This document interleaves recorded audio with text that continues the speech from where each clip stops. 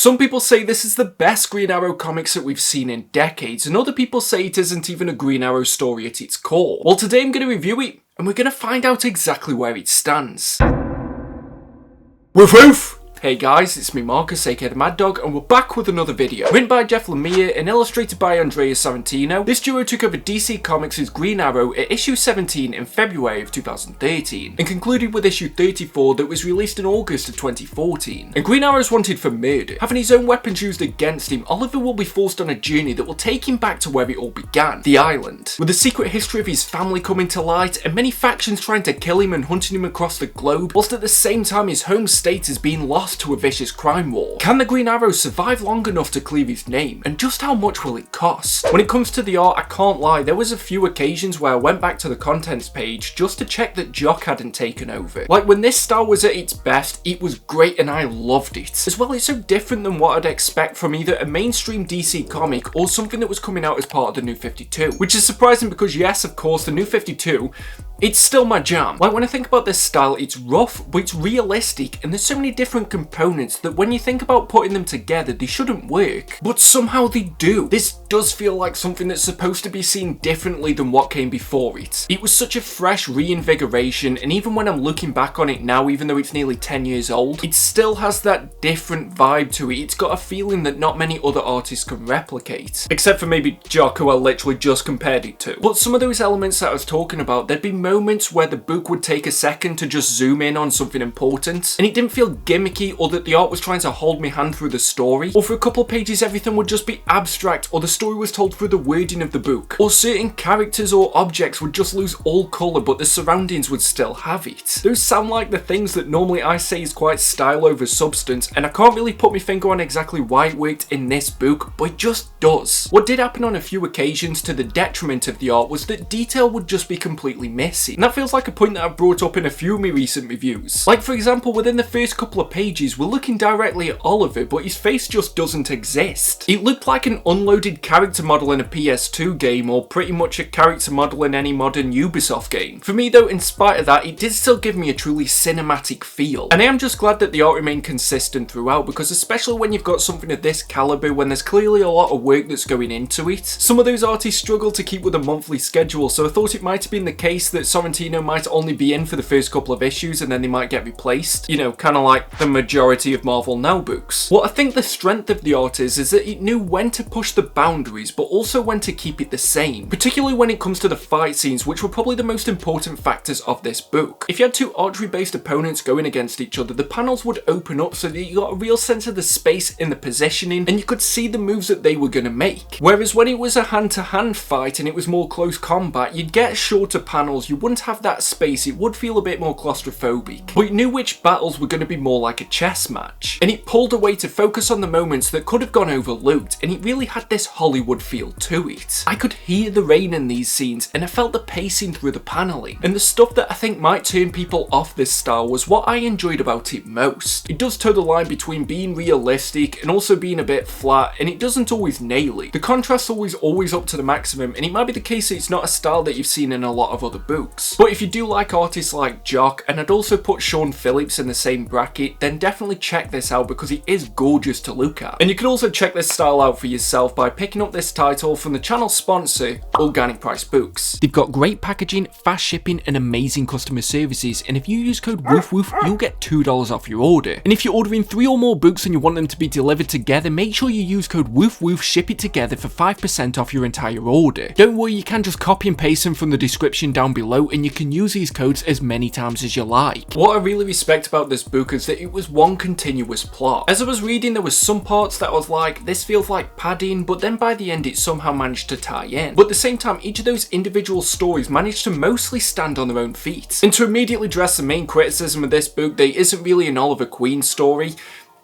Doesn't really matter. I didn't go into this expecting the Green Arrow from the 70s, and I like that that wasn't who I got. The New 52 was a time for reinvention. It wasn't supposed to be the exact same character that you were used to. I think at the core it's still Oliver Queen, and if you just look at this as pretty much the younger years of him, then I don't know why you wouldn't enjoy it. And I think because I didn't have that expectation, it was why I could enjoy this book so much. It had more of an espionage spy thriller feel to it, and I was just surprised how it managed to make all these archery battles so entertaining, because on paper that sounds like something that wouldn't be too interesting to follow. And full disclaimer, I only watched the first season of Arrow, but this does feel like a similar vibe to what I was getting from that. It is a little bit more tech-based, and Oliver doesn't have that vintage stoic persona to him yet. And it also spends very little time on him keeping up appearances with his alter ego. He's pretty much Green Arrow throughout the entire book. So maybe that's why a lot of people don't enjoy it, and I can sort of see that, because part of the fun of a superhero book is seeing how they balance the two parts of the life. But at the same time, the Green Arrow story that it gave me was so entertaining that I didn't really miss Oliver Queen's life. However, there was a lot of internal monologue that I felt was just unnecessary the longer that the book went on. It gave me a bit of a Silver Age vibe to it, with the fact that every time I started a new issue, it seemed to remind me of what had happened. I thought when this was released, it had quite a regular release schedule, so I'm not sure why it felt the need to keep catching me up on the plot or reintroducing characters that I'd known for quite a few issues. Like, I know my attention span's short, but it's not that bad. Especially when characters other than Oliver took over the narration, but they all had similar mannerisms, so it was a bit difficult to distinguish them. In saying that though, one of the perspective changes was because it was looking at Count Vertigo, and at first I wasn't sure if this was going to be an issue that I liked, but by the end I really enjoyed this. And I made the mistake of thinking that I could skip this because of the fact that I knew it was the .1 issue, and it was like every new 52 title was doing that at the time, and I thought this was going to be one of those that was just padding, but I'm really glad that I didn't. These villain origin stories are normally really hit or miss, and Count Vertigo isn't really a character that I tend to follow or care enough about to follow. Don't get me wrong, he's a really formidable villain, but even better than that was the battle against Count Vertigo, and I'm just surprised that it was so short, and I wish it could have been longer and probably a bit closer to the end of the book, because minor spoilers for the halfway point of this story, but Ollie loses his hearing, and I wish they could have just done more with that. It was a really interesting dynamic, and I think they could have introduced more situations where that would have been more of a hindrance. And considering that that was Vertigo's main power play and how he got the biggest advantage against Ollie, I just wish that he could have used it more. Speaking of which, all the villains in this book were on point. Komodo was a great opening villain for this story, and I liked his involvement with the rest of the book. And Count Vertigo I really liked because his powers neutered Oliver's, but where that was his advantage, Komodo was just better at the abilities that Oliver had. So you had this great balance between the two, that one was super powered and one was just super, well, better. And for an opening arc to a younger Oliver Queen, what's not to love there? He was forced to get better, and those battles were probably the most intense of this series. And I loved that it felt that Arrow could just lose at any point in this. There was also a phenomenal 3-on-1 fight towards the climax of this book, and I loved every single page of it. They found some D-list villains, didn't shy away from the fact that that's who they were, but just proved if you have enough quantity, they can gang up and get the better of any of these non-superpowered heroes. Except for maybe Batman, but we kind of all know that by now. But the first arc of this really opened strong, and it had so much pace, it really set the tone and the narrative of where it was going to go, and it stayed pretty consistent within that. Like when I reviewed something like Black Widow by, you know, the man himself, Mark fucking Waid, I felt like it didn't keep that momentum, and there was a bit of a dull moment in the middle of this book, but if I look at the overall story, then it was pretty consistent with where it started. Having Oliver on the run immediately puts us in the position where we're asking questions. You don't really care too much about what came before this, and you saw very early on that he was just out of his depth, and I liked that it had that character progression throughout the entire book. If you look at the Oliver who starts this, he's not the same who ends this, but it feels natural and organic as you're reading it. The whole final arc was great as well, and don't worry, I'm not going to get in spoilers here, but towards the middle, when it was focused on the different weapon factions and they were back on the island, I just found myself zoning out a little bit. But when I'm looking at it on reflection, I'm wondering if the middle was just slow by comparison, because if it didn't have it, then a lot of the stuff at the end wouldn't make sense, so you can't really remove it, but I am just wondering if there was some way that we could have sped it up. And it's just a shame that I didn't find myself as engaged with the middle as I was with the beginning and the end. But whilst I'm touching on the end though, and I might be the only one with this, but hear me out, it gave me very similar vibes to GTA San Andreas, because you start in his hometown and then the main character's forced to go on this adventure, and he's trying to put out different fires in different places. All the while in his absence, his hometown's now gotten worse, and then with everything that he's learned throughout his journey and the people that he's met, he manages to come back and he has to take on this bigger threat that he couldn't take out at the beginning. But at the same time, if he would have taken them out at the beginning, he would have saved himself all of this hassle. But because of that, it just gave us a greater and more satisfying climax. Those are probably two words I shouldn't say together. And there was also a lot of mirroring that I noticed between the battles at the beginning and the battles at the end. And it just gave me that sense that everything was orchestrated and planned from issue number 1, or 17 in this case. Whilst I'm talking about video game comparisons though, I had massive Metal Gear Solid vibes at the end of the 3rd issue. And if you've read this, hopefully you picked up on it as well. Shadows was a really short arc, and I wasn't really engaged with it like quite a lot of the other stuff stuff that happened in the middle. Again, yeah, you couldn't delete this either, but it did just contribute to that feeling that I got where I was a bit like,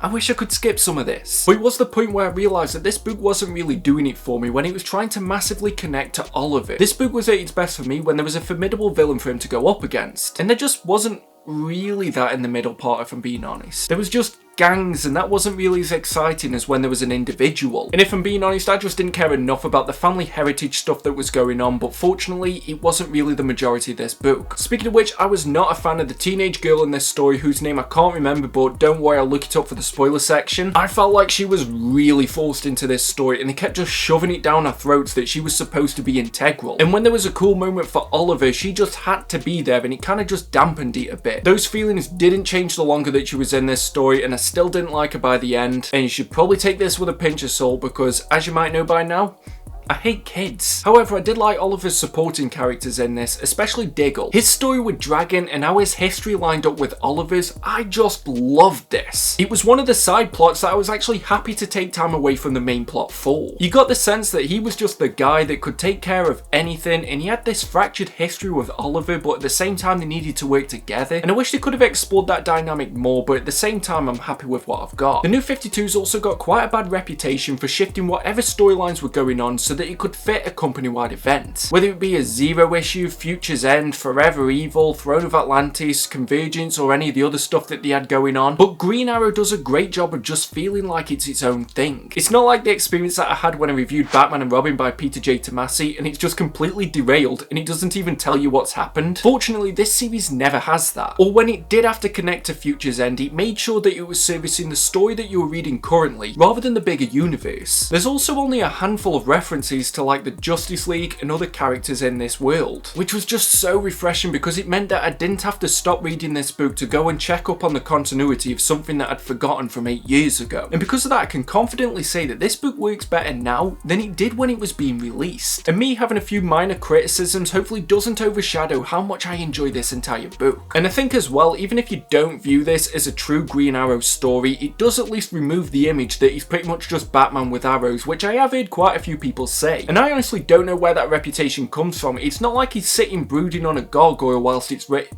Bull jokes aside, I've never agreed with that comparison, and this book is a great example to point to. Because at its core, it's a great non-superpowered superhero story with a great beginning, a kind of meandering middle, but a fantastic ending. We're jumping into the spoils section now, so if you don't want anything ruined, I'd recommend skipping to the final verdict timestamp down below. But I absolutely hated the Magus Oliver fake-out death. And thank God I could just read the next issue straight away, because if I was reading this in singles, I probably would have dropped the title at that point. Because I could already tell that this was going to be some cheap tactic, and then I was still disappointed when I read the reveal. It was such a cool scene as well, where they shot an arrow directly through his head, and yeah, of course you're not going to kill off the title character pretty much a few issues before it ends. It just felt so cheap, and they actually showed us it wasn't that they implied it was going to happen and then the next issue is actually saved. They gave you that moment, but you already knew it meant nothing. And we'd already seen a similar tactic earlier. I felt that Magus slowed the book down too much, so I wasn't really happy with him as a character. He was necessary, he did move things forward, but I also think he could have got a bit of a move on. But once we got past out at the beginning, I thought maybe we were done with him, but then no, he shows up in the last minute just to give us this shit moment in this story. One twist that I was initially quite okay with was Robert Quinn coming into this book and being quite pivotal to the story. The dynamic between him and Oliver was interesting, and I liked seeing it as it was unfolding, and it was just great seeing that Oliver was reluctant to trust him again. Robert's death though, it just felt like it didn't have as much impact as it probably could have, and I can't really figure out why this was just such a meh moment for me. Maybe it's because I thought the dude was going to die, like he's a parent of a superhero, so it's pretty much destined to happen. But I'd at least like for the book to act like this meant something, but at the same time I'm happy that he died trying to save Emeko, and you know, he got like the hero's bow out that he deserved. I say deserved, but I didn't really care if he went out as a hero or a villain. Speaking of which, I did not like Emeko. Her introduction was cool, but her being Oliver's half-sister for some reason just didn't surprise me in the slightest. But the one moment that I did really like was when she shot LaCroix. This felt earned and a decent payoff to the story that I'd been reading. However, I just wasn't too keen on her being Green Arrow's sidekick. I have heard that she becomes the Red Arrow, but I haven't read a lot of Green Arrow prior to the New 52, so I'm not sure she was a character before this. So my one hope is that she might become a great character later on down the line, but I wish there was less of her in this book. At least as well, it made the Future's End issue feel connected to everything that had come before it. This is my final verdict.